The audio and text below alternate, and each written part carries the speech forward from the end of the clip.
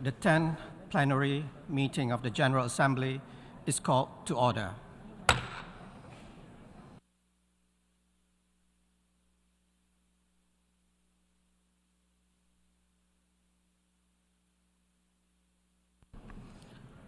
The Assembly will hear an address by His Excellency Stevo Pendarovsky, President of the Republic of North Macedonia. I request protocol to escort His Excellency. On behalf of the General Assembly, I have the honor to welcome His Excellency Stevo Pendarovsky, President of the Republic of North Macedonia, and invite him to address the Assembly.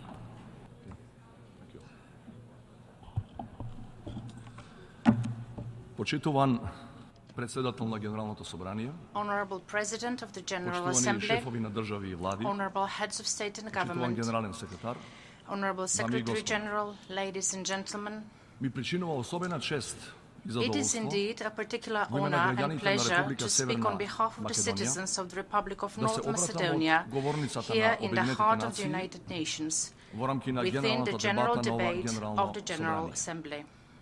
Дозволете ми на почетокот At the да му outset, посакам успех allow me to wish и на every неговата success ексцеленција to Денис His Excellency Френсис, Mr. Dennis Francis, председателот на President of the 78-то Генерално 78th собрание United на Nations Обединетите General нации. Assembly. Секоја година во овој период Every очите на year at светот this се time, the вперени eyes of кон the најголемиот world turn собор, towards the на кој largest политичките gathering лидери during на which нациите political ги leaders of изложуваат nations своите визии elaborate за on иднина. their visions for the future. Ова година This year, the фокусот focus врз on сите all of нас us is да perhaps може би greater поголем than од ever кога било before. предходно, The reason а for this причината е being that во the least поразителниот common факт denominator дека of the најмал emotional state of заеднички humanity именител today на is fear. емоционалната состојба на човештвото денес е стравот. Стравот од војни, Fear of wars, од глади и famine сиромаштија, and од poverty, пандемии, environmental од еколошки disasters, катаклизми, fear for the страв за future иднината на of our нашите next of најблиски. kin. Notoren факт It is an дека undeniable меѓународниот fact that поредок international е order темелно has been разрушен shaken to на its повеќе core точки at во various светот. points of the world. Агресијата на Руската Федерација The aggression of the врз Russian Federation продолжува against со Ukraine несмалена continues with жестокост, unabated што е ferocity, флагрантно which is flagrant кршење на violation of the Поvelбата на Charter of the Обединетите United нации Nations и на and принципите of the на principles меѓународното of право international во law, континуитет. and this in Станува continuity. збор за најголемата безбедносна криза This would во be the Втората biggest светска security војна, crisis after со the глобални Second World последици, War, кои with повеќе или global помалку се consequences чувствуваат that на are сите felt континенти. more or less on all Со секој continents. изминат ден With се each зголемуваат passing страдањето day, на the украинскиот suffering народ, of Ukrainian се people уништуваат becomes материјални greater. добра и Material расте goods are опасноста од destroyed, ескалација. and the danger of escalation Најосно becomes ја imminent. осудуваме We агресијата most врз strongly Украина, condemn the aggression како што against тоа го направија Ukraine, и огромен as was број done by a членки на great нашата number of members of our организација. organization. Се залагаме за We stand for безусловно unconditional повлекување на withdrawal руските of окупаторски Russian трупи occupated troops и за and почитување на respect for украинскиот Ukrainian суверенитет sovereignty and и territorial територијален integrity интегритет within its во рамки на internationally нејзините меѓународно recognized признаени borders. граници.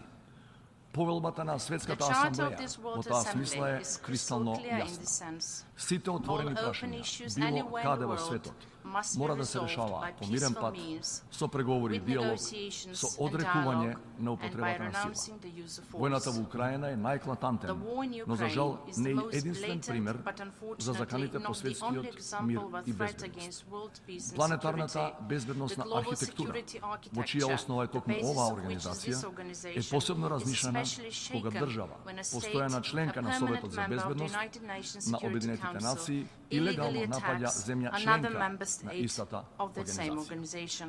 Не случајно, It was not by неодамна, accident that генералниот recently секретар that the Secretary предупреди General дека ризикот од warned нуклеарна that the risk of a катастрофа nuclear денес disaster is е на today највисоко ниво at the highest по level завршување на since the студената end of војна. the Cold War. Овој аларм од This највисокото alert ниво на coming from the highest организацијата level of the треба да биде organization повик до should be секој a wake-up разумен call for all политички reasonable лидер political за leaders глобална for a global мобилизација за mobilization зачувување на to мирот, preserve без peace, сомнение undoubtedly the најголемата biggest value вредност of на humanity. човештвото.